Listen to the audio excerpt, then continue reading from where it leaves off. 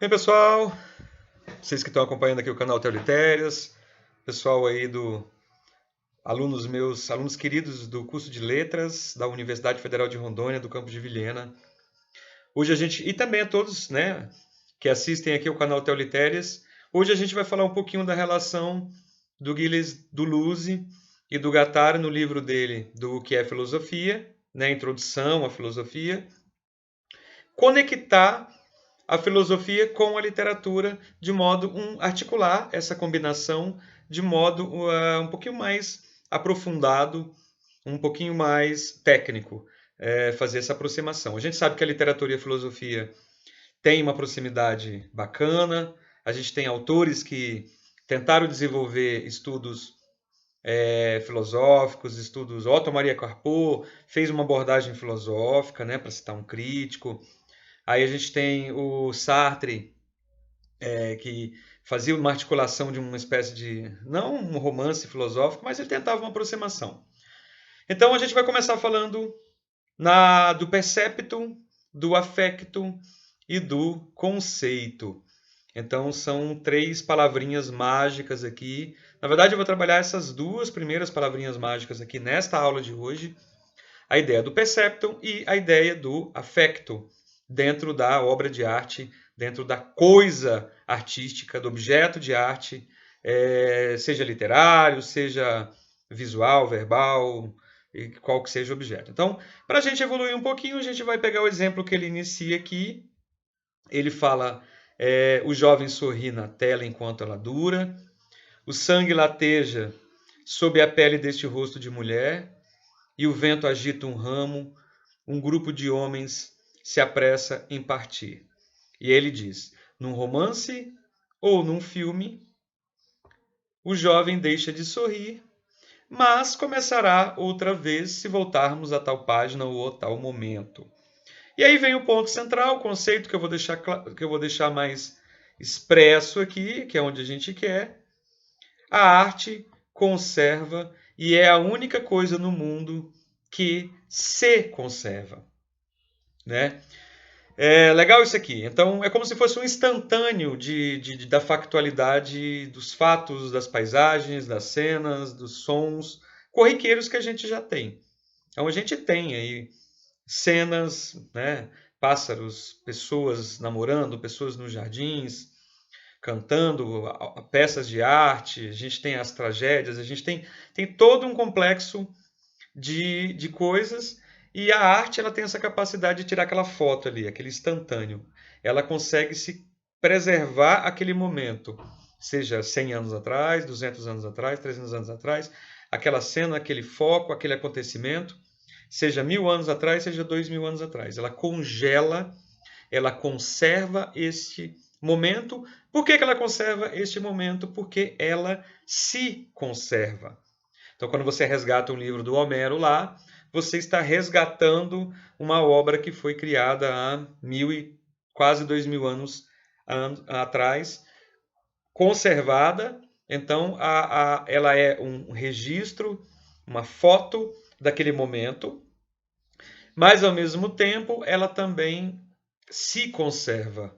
Está ali materializada no livro, no registro do livro, na narrativa do livro, na cultura, na cabeça das pessoas, na história, na historiografia. Então, a arte conserva fatos, situações, mas é por quê? Porque ela se conserva. É claro que ela, resumidamente, ela conserva alguma coisa e se conserva em si mesma, tá? É claro que, embora ela não dure, que é bem legal da gente pontuar, ela não dure mais que seu suporte e seus materiais, pedra, tela, cor, química e tudo mais. Então a tela ela vai manter ali num museu ou uma galeria, ela vai manter ali toda a energia, né, de material, de substância, de trabalho que foi colocado nela. Enquanto durar aquele suporte, aquela materialidade, ela vai existir e vai manter viva aquilo que ela tem que manter enquanto ela mesma existir. Mas aí é que a gente evolui para um ponto que é interessante, que é o seguinte. Então, Se a gente pegar um quadro que foi pintado, ó, a moça guarda a pose que tinha 5.000 anos, gesto que não depende mais daquela que o fez. Então, eu gosto desta passagem aqui, porque a arte e o seu objeto, né? A arte enquanto representação e o seu objeto, aquilo que ela representa. Então, uma tela de uma menina, né? Vamos lembrar aqui das meninas do Diego Velázquez, que representa a Margarida Infanta, né? Quem quiser aí dar uma pesquisada aí para encontrar esta tela. Aí tá lá, a Margarida Infanta de 5 anos representada na tela. A tela já independe da Margarida. A Margarida já foi há muito tempo, já morreu enquanto ser vivo, biológico, enquanto existência, enquanto indivíduo. Depois, a memória dela, forte ali na Espanha, na Europa, já não é tão forte aqui no Brasil, nem fica a memória da Margarida, fica apenas a personagem da menininha, né? A menina, no meio do quadro, que é isso que vai ficar. Ela não depende mais da pessoa, da existência que deu o modelo, tá?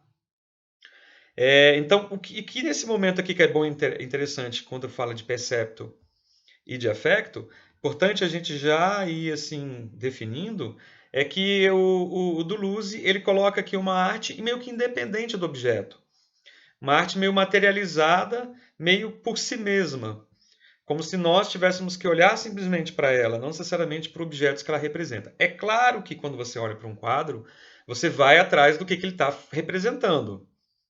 É meio que obrigatório, mas não necessário essa relação. Então, está dizendo que você pode interromper esse ciclo e focar só ali no quadro que você está analisando ou no quadro que você está olhando, porque é nele que está a matéria artística, é nele que está a matéria da obra de arte. Tá? Então, ele vem continuando aqui, a gente vai seguindo o texto.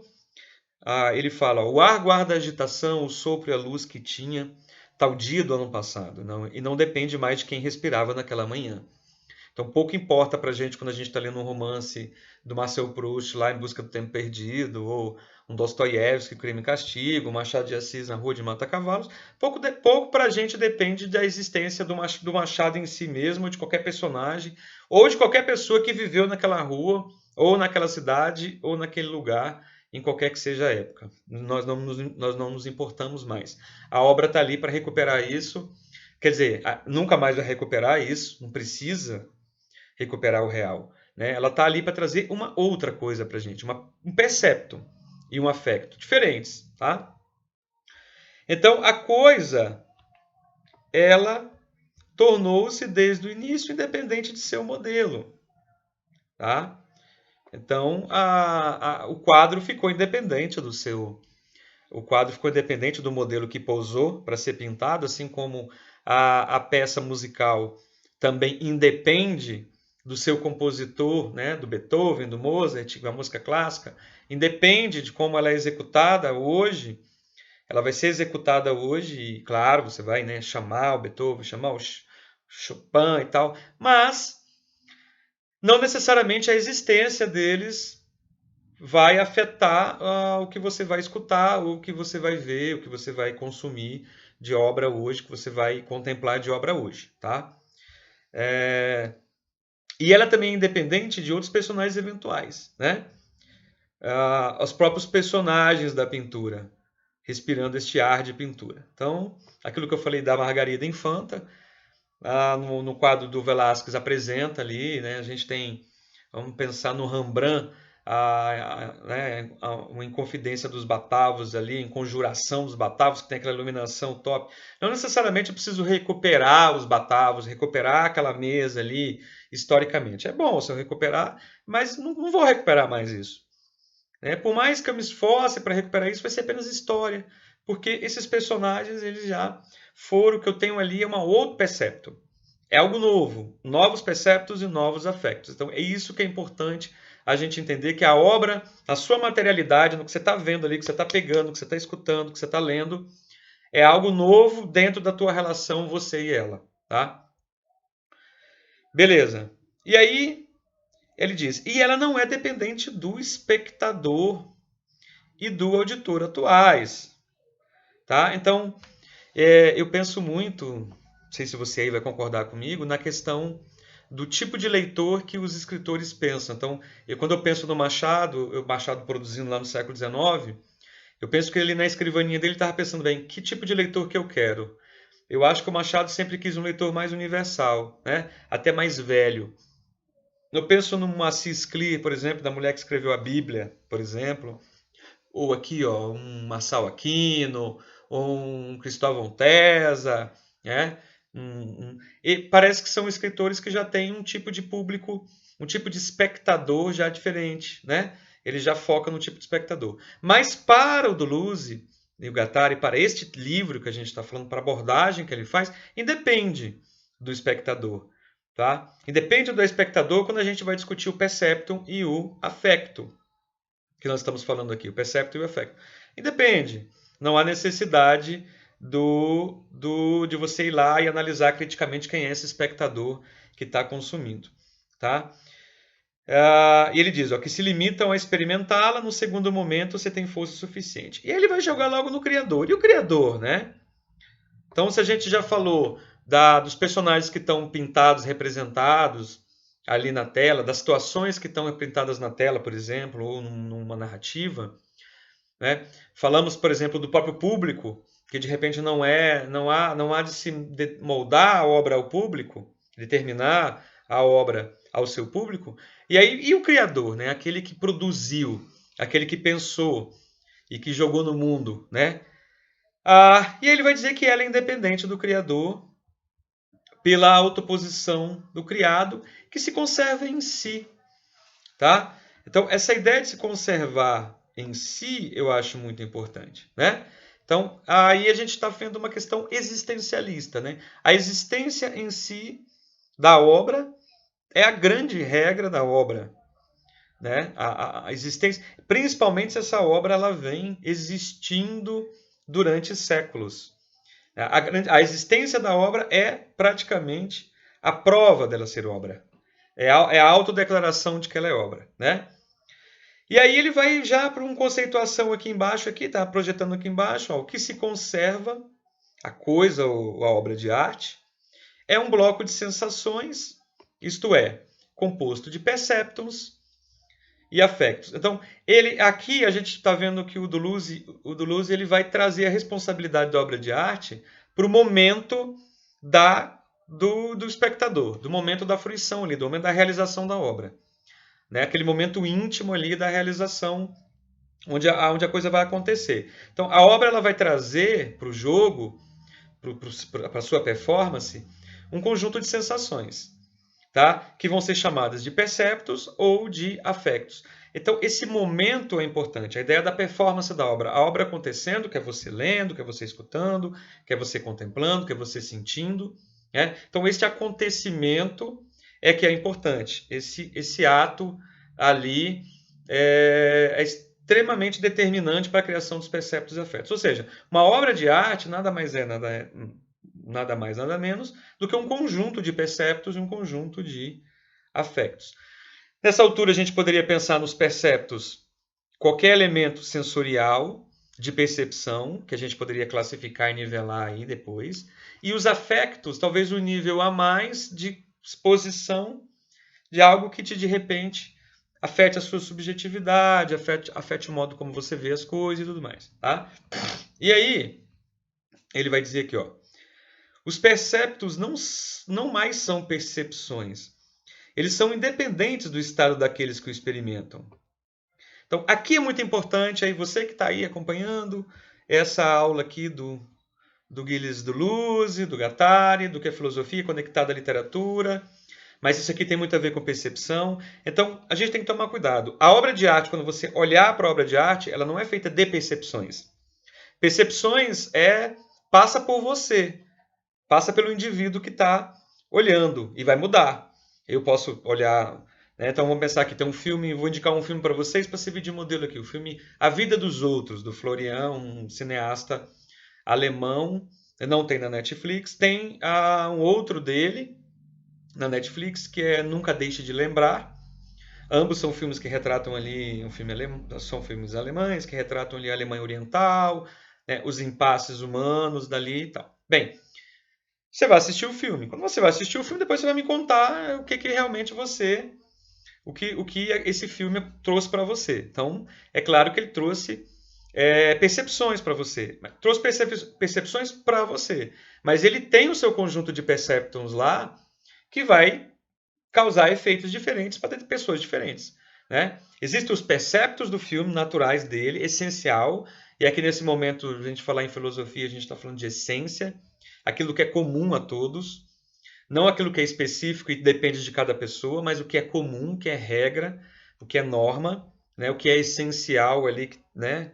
Que não vai mudar, que seria o percepton. As percepções elas mudam de acordo com cada pessoa, cada olhar, cada experiência vai trazer a sua percepção. O percepto é sempre o mesmo. Então a gente está falando aqui de um eixo fenomenológico do percepton, uma natureza, uma essência própria de cada obra de arte. Então, independe do estado daqueles que eu experimento. Mesma coisa são quando ele fala de afectos, que são sentimentos ou afecções, eles ultrapassam, aqui embaixo vocês podem ler aqui, eles transbordam a força daqueles que são atravessados por eles. Então, independe do indivíduo que está olhando, independe de você ou de mim ou de qualquer outro que está aí contemplando a obra de arte. Tá? E aí ele vai conceituar que as sensações, os perceptos e os afectos são seres que valem por si mesmos e excedem qualquer vivido. Então, quando a gente fala de uma obra de arte, ela é composta por perceptos e por afectos, naturais da obra, independentes da sua percepção ou da sua afecção. Ok? É essa que é a ideia geral. Então, ele projeta a obra de arte muito para a materialidade dela. Vocês vão perceber no decorrer do texto aqui, para muito na materialidade mesmo, no pincel, na tela, na composição química, na mistura das cores, né? Na sala do ambiente, do teatro, do artista que está representando, do figurino, do tom de voz, da materialidade de qualquer obra de arte, que é ela que vai determinar a experiência perceptiva, né? Nada mais, nada menos. Ela que é a nossa médium, ela que a gente vai encarar. Né? O resto é história de livro que você está lendo. Ah, é assim que é a obra de Shakespeare. Tá, mas você assistiu a peça? Né? Ah, falam que o filme é assim. Tá, mas você assistiu ao filme? Então, quando você assiste, ele tem o percepto dele. Falar ou ler sobre algum filme, escutar sobre algum filme, não é a experiência de assistir. Não é a experiência de ler o livro, ok? Isso é muito importante, é uma experiência muito mais complexa. E aí, é legal que aqui ele vai dizer aqui, ó, perceptons e afectos eles existem na ausência do homem, né? Podemos dizer, porque o homem, tal como ele é fixado na pedra, sobre a tela ou ao longo das palavras, é ele próprio um composto de perceptos e de afectos, tá? Em suma, ele vai traduzir aqui dizendo que a obra de arte é um ser de sensação e nada mais. Então, ela existe em si mesma. Então, esse olhar fenomenológico, a palavra bacana seria essa, fenomenológico, de olhar o objeto por si próprio e a partir dele a gente desencadear, né, os estímulos e os processos a partir dele, é super interessante. Né, porque a gente está... depende muito da materialidade, mas porque ele é constituído de um feixe, de um conjunto de perceptos e de afectos. Ele é feito disso. Né? Ele é feito basicamente disso. Ele não é feito de outra matéria, tá bom? Então, a obra de arte, enquanto materialidade, ele é feito basicamente disso. E ele vai dar exemplos aqui, ó, que ficariam mais claros aqui, que ele diz, ó, os acordes são afectos, porque eles causam na gente sensações, né? Eu até comentei que a arte musical, né, a contemporânea, ela tá mais planificada, né? Então a gente acaba não percebendo detalhes, não percebendo nuances ali, detalhes, e a gente ficou muito, maioria, né? Muito ligada ao refrão, né? Então o refrão ainda é o que resta vamos chamar aqui, se a gente for pensar o acorde enquanto um ato singular, um trabalho, é o que ficou. Né? E é ele que afeta. As pessoas lembram dos refrões, por exemplo, musicais, das músicas mais simples, né? E ele coloca aqui, ó, consoantes e dissonantes, os acordes de tons ou de cores, são os afectos da música ou de pintura. É claro que ele coloca aqui acorde como um traço dentro da composição musical, um traço dentro da composição da pintura, né? E aí ele vai dizer, ó, o artista cria blocos de perceptos de afetos. E aí é que vem, né, algo que eu acho muito interessante, que é a ideia do existencialismo de demarcar a existência, né? E demarcar a existência e demarcar identidade, quando você produz alguma coisa, está aqui. Aí você vai pegar aquilo e vai contemplar. Está pronto. Está pronto, eu vou olhar, está pronto, agora eu vou entender. Que é a lei, né? Que a lei disso é que esse composto artístico ele deve ficar em pé sozinho. Ele tem que ter existência independente de quem criou, independente de que época, independente de que conceito, independente de que matéria-prima. Ele tem que ficar de pé sozinho. Ele tem que existir. Não é só existir. Ok? Deixa eu descer aqui, que eu acho que eu estou em cima aqui, ó. Quer dizer, a única lei da criação é que o composto deve ficar em pé sozinho, ou seja, ele tem que ter uma identidade, ele tem que existir, e aí quando ele existe, automaticamente ele vai ser um perceptor e um affector, porque ele vai... O fato de ser singular, o fato de existir, ele te dá uma identidade, né? E aí é que ele vai dizer que o mais difícil para o artista é justamente manter de pé sozinho a obra. Passado 100 anos, passado 50 anos, passado 1000 anos, é essa obra estar em pé sozinho. Então, o desafio do artista é como fazer com que essa obra trabalhar ali arduamente e ter um pouco de sorte também, por que não, né? Depois vocês podem comentar aí o que vocês acham, para que essa obra fique de pé sozinho, né? Ele coloca algumas coisas aqui que necessariamente a gente poderia resumir. Ele diz da inverossimilhança geométrica, ele fala da imperfeição física, ele fala da anomalia, eu vou sublinhar aqui, ó, da anomalia orgânica, né? E aí eu entendo, né? Esse pedaço até aqui, ó, que eu acho que este pedaço principalmente aqui, ó, em contrapartida, tantas obras que inspiram a arte não se mantêm de pé um instante. Ele faz aqui um trabalho de equivalência de obras que de repente tinham todos os elementos para ficarem de pé e que de repente não ficaram e se exauriram. E obras que de repente não tinham aquela pretensão de ser e que de repente ficaram por muito tempo. Você pega ali o urinol do Champ, aquele registro, né, do vaso sanitário que a maioria das pessoas tem na França dentro de casa. Comumente, né, tem dentro de casa. E aí ele pega aquele registro ali e vira uma grande obra de arte, né, e fica em pé. Fica em pé, é colocado no museu, e a partir daí aí não para mais, a obra existiu, a obra ficou, obra. A varinha mágica ali, pronto, é obra e o milagre da arte, né, de dizer, sim, sou obra e tá, virei obra. Então é legal esse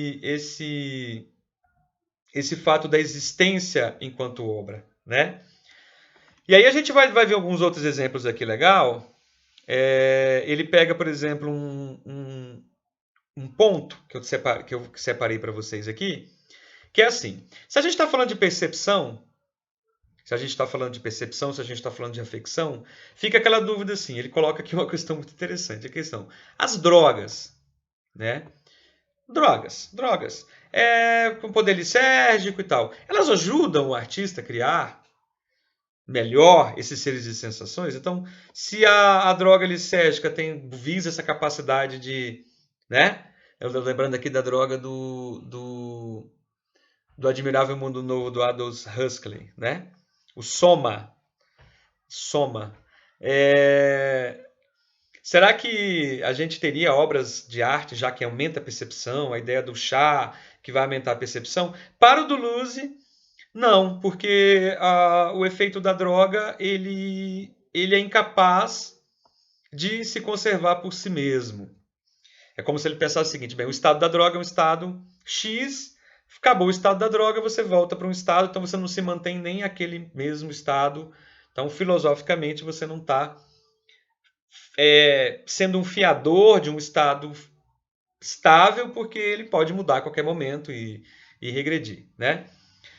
desfazendo-se ao mesmo tempo que se fez ou que olhamos, né? Aí ele fala da questão de criança, de repente, poxa, os desenhos das crianças, né? Você pega aí o Paul Klee e o Miró, se você olhar os dois, se você olhar o Paul Klee e o Miró, você vai ver que são artistas que têm traços muito simples. Quem quiser dar uma pesquisada aí no Miró, né, no Paul Klee, traços simples, geométricos, ou o Miró, os desenhos mais infantis de gatinho, tal, você vai falar, poxa, né? E as crianças, né? As crianças que não conseguiriam repetir? Não, né? Segundo o Deleuze, não se mantém de pé também o desenho feito aí pelas crianças. E aí ele evolui aqui e ele pergunta a pintura dos loucos. Dos loucos, de repente, né?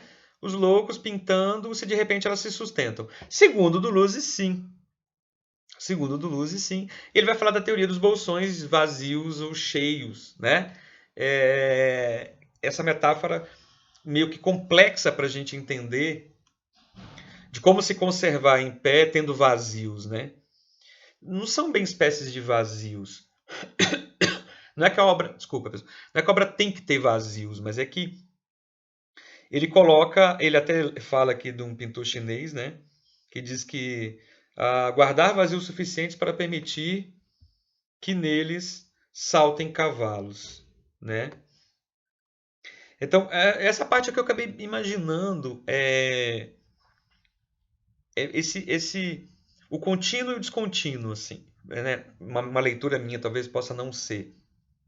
O que faz essa ideia do contínuo e da possibilidade do descontínuo como elemento importante para a gente entender o significado da obra, né? Ou seja, você monta uma obra que não seja só de contínuos, ela seja de descontínuos, e aí é que vai vir um sentido. Eu não sei se é uma leitura muito adequada a essa percepção, né? Mas seria aí uma leitura aí, né, ao passant. Bem, aí ele vai objetivamente falar, ó, pintamos, esculpimos, compomos, escrevemos com sensações. Eu acho legal isso, né? É uma maneira secundária de usar a linguagem, né? Então o artista ele usa, é um pouco o que o Fernando Pessoa fala, que ele não sente com o coração, ele sente com a imaginação, né? O artista ele usa a linguagem, mas na verdade ele está pensando lá em cima na sensação que ele quer. Ele usa a nota musical, mas ele está avisando uma outra gramática, né? Ele está usando uma cor, mas ele está avisando a cor é só para chegar até um outro dicionário que ele quer chegar. É uma coisa que eu acabei pensando nisso aqui quando você trabalha com sensações. Você trabalha com linguagens, mas essas linguagens você já está chamando os códigos das sensações. Aí ele diz: pintamos, esculpimos, compomos e escrevemos sensações. Tá? As sensações como perceptons não são percepções que remeteriam a um objeto. Tá? Eu acho isso legal. Então, quando eu pinto um rei, quando eu pinto a beleza da rainha, né? Seja qualquer rainha, rainha Elizabeth, né? Não é a rainha Elizabeth que eu tenho que ir. Eu não tenho que a minha mente ir lá buscar a rainha Elizabeth que viveu ou a rainha Vitória, né? Não, não é exatamente isso que eu tenho que fazer. Isso é só assemelha. Na verdade, eu vou ficar na obra aqui material, né? Eu ir buscar no objeto, eu não tenho que necessariamente toda obra de arte buscar no objeto que ela representa. Muito pelo contrário, eu teria que focar na materialidade da obra que eu estou aqui. E aí ele vai dizer aqui, ó, se assemelham a algo, é uma semelhança produzida por seus próprios meios. O sorriso sobre a tela é somente feito de cores, de traços, de sombra e de luz. Se a semelhança pode impregnar a obra de arte, é porque a sensação só remete ao seu material. Ela é o percepto ou o afecto do material mesmo. O sorriso é de óleo, o gesto de terra cozida, o élan de metal. O aquecorado da pedra romana. Deixa eu descer aqui, que senão a gente não vai conseguir ver, né? Então, o que ele está querendo dizer, que eu acho super interessante isso, e é uma coisa para a gente pensar e a gente imaginar na arte, muitas vezes a gente não dá valor para o material. para a arte enquanto o processo material.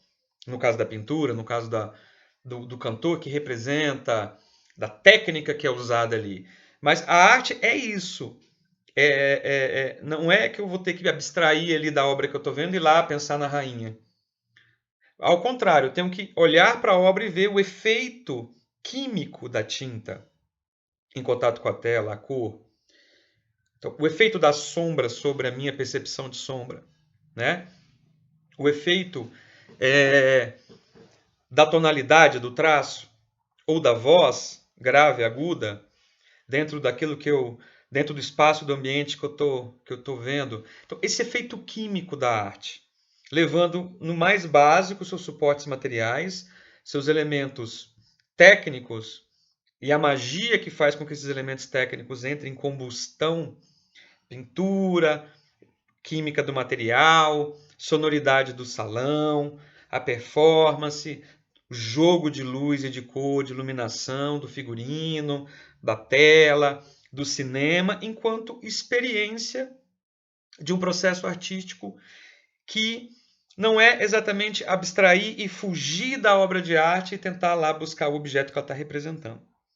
E lá na nau do Pedro Álvares de Cabral, representado no quadro do Rembrandt. Bem, pessoal, então essa ideia de você manter um foco na obra enquanto construto material, e ela que é um conjunto de perceptos e um conjunto de afectos, né?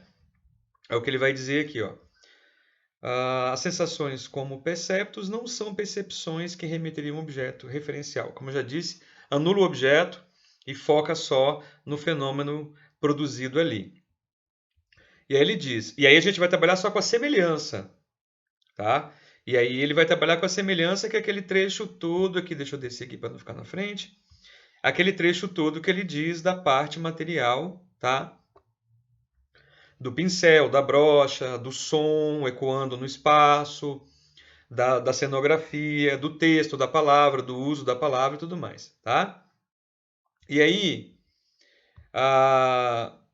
aqui, ó, disse nesse sentido que o pintor é pintor e nada além de um pintor. E ele coloca, ó, com a cor captada, como sai fora do tubo, como a marca um depois do outro dos pelos do pincel. Então, essa ideia de construção material do artista sobre a sua matéria-prima, eu acho que é super legal, né? Porque ela vai fazer um isolamento da obra de arte enquanto questão histórica, enquanto questão social, né? Porque isso é feito depois. No primeiro momento, a gente tem os perceptos e os afectos. São os dois elementos que estão pulando da obra de arte aí. A partir daí é que a gente pode desenvolver outras questões. O que se conserva de direito não é o material, que constitui somente a condição de fato. Mas enquanto é preenchida esta condição, o que se conserva em si é o percepto ou o afecto. Não é que você vai focar no material, mas o material magicamente é produtor de perceptos ou de afectos, tá? Então a sensação não é realizada exatamente no material. A sensação é realizada a partir da produção que o material faz de construir percepções, de construir. Então é aquela sensação de você. E aí eu acho que tem uma coisa que é legal, é a sensação de você olhar o quadro na tela do computador e olhar o quadro ao vivo, né? Eu tive uma experiência na Pinacoteca há muitos anos. Uma das primeiras vezes que eu vi um quadro naturalista, realista de cara, assim, a sensação é de que os personagens que estavam ali estavam vivos, né?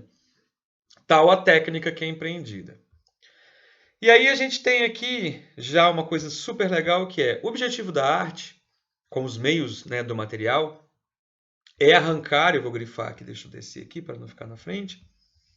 Então, o objetivo da arte, com os meios do material, é arrancar o percepto das percepções do objeto e do estado de um sujeito percipiente, e arrancar o afeto das afecções como passagem de um estado a um outro. Essa situação é pequena, mas é uma situação sofisticada e uma situação que merece aqui uma dedicação para a gente poder entender. Então, primeiro passo, é você eliminar a responsabilidade do objeto que você está representando na obra com um total da obra de arte. Ao contrário, né? Eu tenho que retirar do objeto as percepções, o percepto, né? E não as percepções. Então, porque se de repente eu vou lá vendo muita história, detalhes da vida, detalhes de situações, eu começo a deslocar o objeto da arte, em vez de percepto, eu vou para percepções. Ou vou para normatizações. Eu perco a experiência.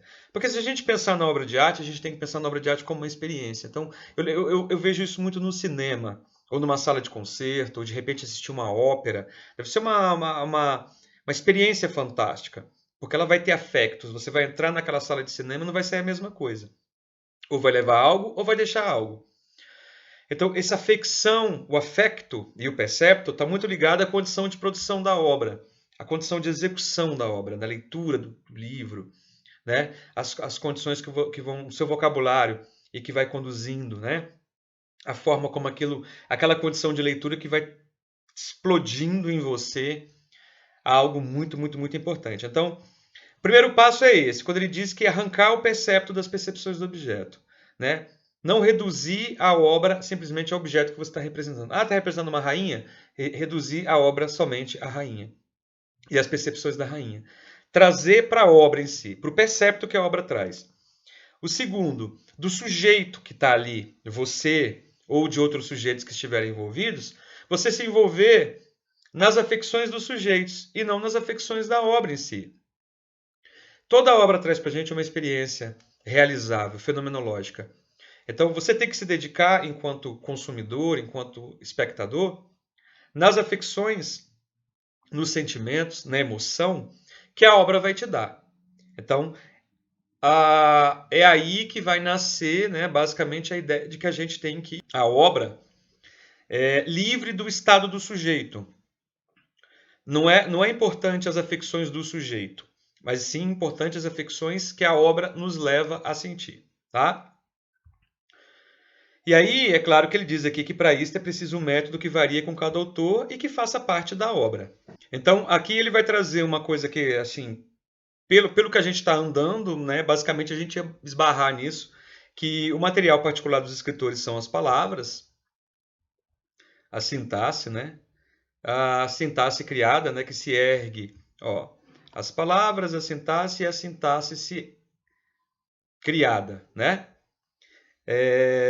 E aí ele fala, e aqui eu acho interessante que esse apontamento, ele diz que a memória intervém pouco na arte e cita até o caso de Proust, que é um memorialista nato, considerado o grande mestre, né, a obra-prima, Em Busca do Tempo Perdido. E ele faz esse comentário aqui a respeito da memória. É claro que se você for pensar tecnicamente no que ele vem dizendo, se é para você limar um pouco o objeto, o sujeito, você vai entender que é mais importante, não é a memória, né? Mas a fabulação. Porque na memória você vai ter que ir lá buscar o sujeito, vai ter que ir lá buscar o objeto. Vai tentar resgatar lá o que foi vivido. E, na verdade, não é isso. É da obra para frente. É da obra que está ali na tua mão, é ali o que ela está te dando ali, né? Então, ele faz essa observação que eu também estou fazendo aqui. É interessante, ele fala do romance, né? Ele cita aqui alguns romances, e aí eu vou tocar num romance da Virginia Woolf, por eu ter contato com a obra dela e gostar bastante. Né? E ele vai dizer um pouquinho dessa ideia do romance do Percepton, e ele vai dar dois exemplos aqui super legais para você ficar aí, você que está acompanhando. Ele vai dar um exemplo, o que ele vai chamar de perceptos oceânicos de Melville, né? O que são esses perceptos oceânicos de Melville, né? É quando ele está falando aqui, quando a gente pensa em Melville, a gente está pensando no Moby Dick. E a obra Moby Dick, ela é uma obra onde, né, os pescadores vão pescar a grande baleia e tudo mais. Então a gente tem ali toda uma condição oceânica de percepto, que ele vai chamar de perceptos oceânicos, né? Um contingente de fractais de percepção do oceano que eu acho super legal, um romance inteiro gigante. Os perceptos urbanos, por eu não ter lido a obra do Melville Moby Dick, mas ter lido Mr. Dalloway, da Virginia Woolf, eu acho que ali a gente dá para ver mais. Eu entendo que na leitura da Virginia Woolf, quando o Mr. Dalloway está ali frequentando a cidade, né, ela mora no centro, né, de Londres, as ruas de Londres, os estabelecimentos comerciais de Londres, as pessoas de Londres, você vai adquirindo um perception que não necessariamente está no que você já teve, que você já construiu, é algo novo para você. É um pouco o que o Deleuze fala de criar, né? É daqui para frente, não é buscando para trás um conhecimento que você tem de Londres. Na verdade, é trazendo para você novos conhecimentos de Londres, novos perceptos de Londres, os estabelecimentos, detalhes ali das ruas, detalhes da movimentação, detalhes da indumentária, da comida. Então, ele vai somando a você. Por mais que você já tenha um feedback, ele vai te somando, você vai agregando, vai trazendo, vai compondo, vai colocando. Então é muito legal essa percepção, o percepto da Virginia Woolf, né, em Mr. Dalloway, que é o que basicamente ela vai citar aqui, né? Ela diz aqui, ó, é Mr. Dalloway que percebe a cidade, mas porque entrou na cidade, né? Como uma lâmina através de tudo, e se tornou ela mesma imperceptível. Então, é como se a humanização que é feita, né, da personagem percorrendo a rua e tal, o olhar dela, ela já se fundiu ali e aí está te trazendo essa percepção super legal desse olhar, né? Desse como eu diria, dessa visão que você está tendo, das percepções que você está constituindo a partir dessas sensações, dessa composição de sensações. E aí ele vai falar dos afectos. Os afectos são precisamente esses devires não humanos, né? É o que ele vai dizer que são as paisagens não humanas da natureza, que na verdade a gente se transforma nele, né? Eu penso muito na questão do. Eu gosto muito de pensar nessa sensação das afectações, principalmente quando eu encaro o ato de ler um livro, de escutar uma música, como um ato de afecção, né? A música, o cinema, a arte visual, ela é composta por afetos e basicamente ela vai te mudar. Basicamente ela vai te transformar e você não vai entrar para contemplar alguma coisa e sair o mesmo, como eu disse, ou você vai sair com algo mais ou deixar algo. Então, eu acho que essa ideia de experiência, ela é fantástica, principalmente por isso, né? Antes de continuar aqui, eu acho que eu vou dar para o vídeo não ficar muito, muito, muito, muito longo. Ele até termina aqui, vou fechar essa última fala aqui e fazer um comentário para vocês aqui, ó. Com efeito, o artista, entre eles o romancista, excede os estados perceptivos e as passagens afetivas do vivido. É um vidente, alguém que se torna, como contraria ele o que lhe aconteceu ou o que imagina, já que é uma sombra. Então, eu acho legal essa ideia de exceder o estado perceptivo, e a literatura tem um poder muito interessante, o poder que a palavra tem, né? Porque a gente tem, ela é uma linguagem, ao mesmo tempo, semioticamente não tão rica, a gente não tem o som material expressivo, nem o visual expressivo, mas a gente tem a palavra como o além disso, ela é a própria imagem, o próprio som. Então, o romance ele tem um poder de exceder, né? O romance ele tem um poder de condensar maior, né?